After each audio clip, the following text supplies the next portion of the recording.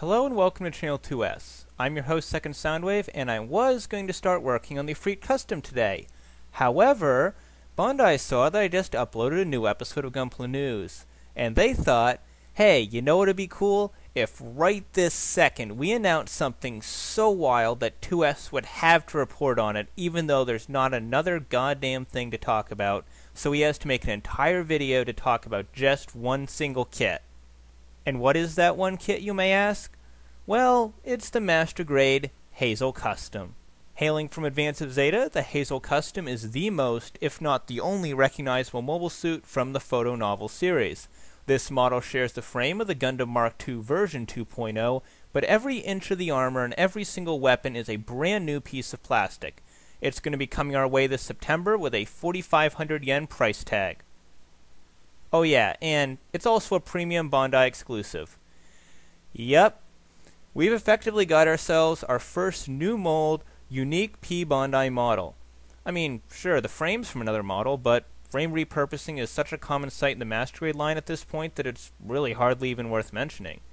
The Mark II frame is adequately solid and amply posable, and really that's all a frame needs to be. Of course, detail's nice too, but completely optional, really. So turning our attention to the new materials, the Hazel does appear to be a pretty nice looking model. Of course, this is only a painted prototype, so obviously that could change in the future, but for now, it's looking good.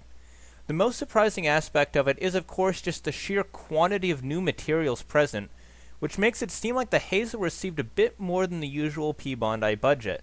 Now, some of you may be surprised that I'm not just totally flipping out right now, just completely pissed off that we're getting a new mold premium Bondi model.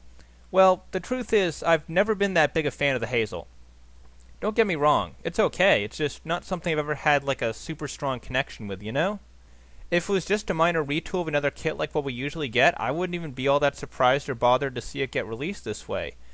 But the quantity of new components used, that's what makes this interesting. In recent months, Bondi has shown an interest in broadening the reach of their web shop to extend past Asia, most notably with the XN Riser being distributed in the US as a standard release model. And now we have ourselves a brand new P-Bandai kit, almost like Bondi is testing their new international audience to see if they boost sales enough to make more ambitious projects worthwhile.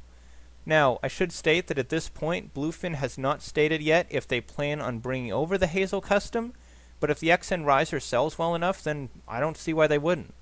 It would be an interesting experiment, and one that, if it goes well, could re-incentivize Bondi to make more ambitious and more obscure Master Grades once again. But seriously though, with how much they put into this, they could have really easily just redirected that money into a Re-100 Hazel and everyone would have been happy. But that's just me. Anyways, this has been Gunpla News. Sorry for the shit tier audio this episode. Leave a like anyways. Subscribe if you want to see more. And as always, I'm Second Soundwave, and I'll see you next time. Take care, guys.